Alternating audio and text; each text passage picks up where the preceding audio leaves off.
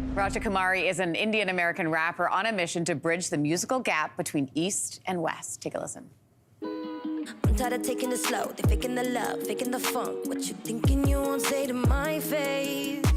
But everything shining in gold. I seen the highs, I seen the lows. Now we celebrate. She's earned Grammy nominations for her work on Iggy Azalea's latest album. She co-wrote the double platinum Fall Out Boy hit Centuries. Listen to this. She gets 43 million streams every month on Spotify. She is now out with her latest album, The Bridge, and she's on a world tour right now. I'm exhausted even just introducing you. That is a busy schedule, and she took the time to join us in studio today. Good morning. It's so good to have you. Thank you for having me. I was watching you watch yourself. Yes. What's that like?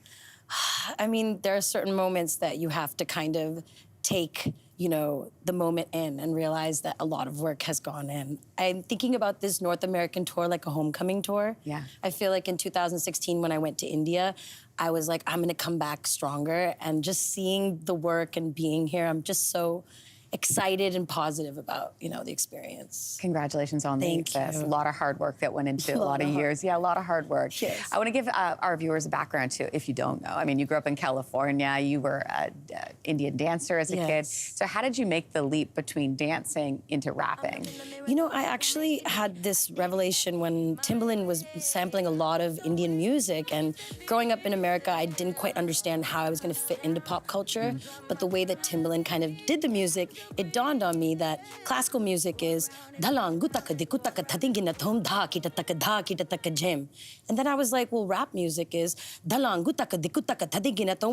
Kumari, daughter of the king. How long you think that you could keep up with my tempo? Dance to the rhythm, dance in the Himalaya. Oh, it's so good. So that connection gave me this starting point for the fusion to kind of explain my two parts of my identity, the duality. What does your family think of all the success? They really wanted me to be an Indian classical dancer. Everything that came after was definitely my desire. And my parents are definitely proud, but they are wondering when will I get married. Oh, yes, of course. So it never ends. It never ends. It never ends. So, okay, so you were breaking into the Indian hip hop and rap scene at a time when there weren't many women doing that. Yes. What kind of roadblocks did you find you were up against? Oh man, the patriarchy was thick. I really made myself, spend time in India because I knew if I didn't cut through with my American audacity, like that nature of just like, I will do it, I can do anything, pull myself up by my own bootstraps, that energy helped me cut through, and I'm happy to have done that because I think now that I've made a space where people don't have to be as aggressive to come through. Yeah. Like I was the first headliner on a lot of major festivals as a female, and I've really proven that women can be invested in the country. And so it's really been a beautiful journey. Yeah, and that journey continues. I mean, when you talk about cutting through and also that connection and the fact that your new album is called The Bridge. Yes. And it really works to bridge the East and the West. Yes. Talk to me a little bit about the importance of that.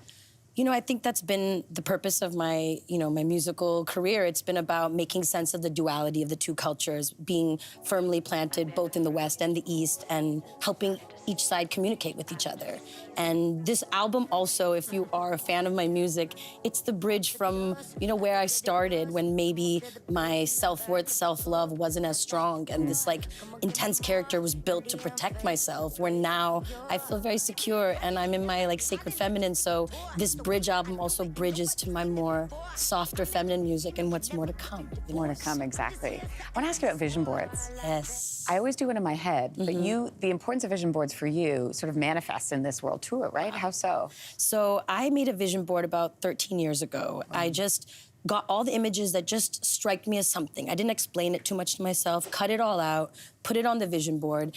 And, at this point, it's pretty ridiculous. There's a picture of A.R. Rahman, and now he's my musical mentor. How wild is that for you? It's crazy. There's Shah Rukh Khan and Deepika, and I just did Javan, with both of them in the film. And even there's a picture of L.A. Reid and Rihanna, and L.A. Reid signed me to my first record deal. What? And even I put, there was a picture of a billboard in Times Square, and I put my picture over it and printed it.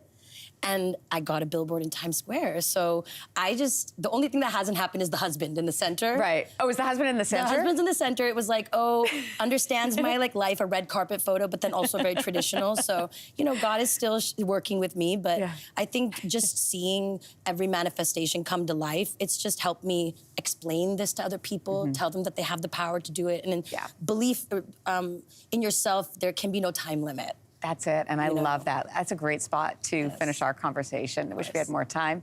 But I want to let everybody know that you can catch Raja Kumari's The Bridge World Tour. It's live in Toronto this Sunday, November 26th. For more information, you can head to rajakumari.com.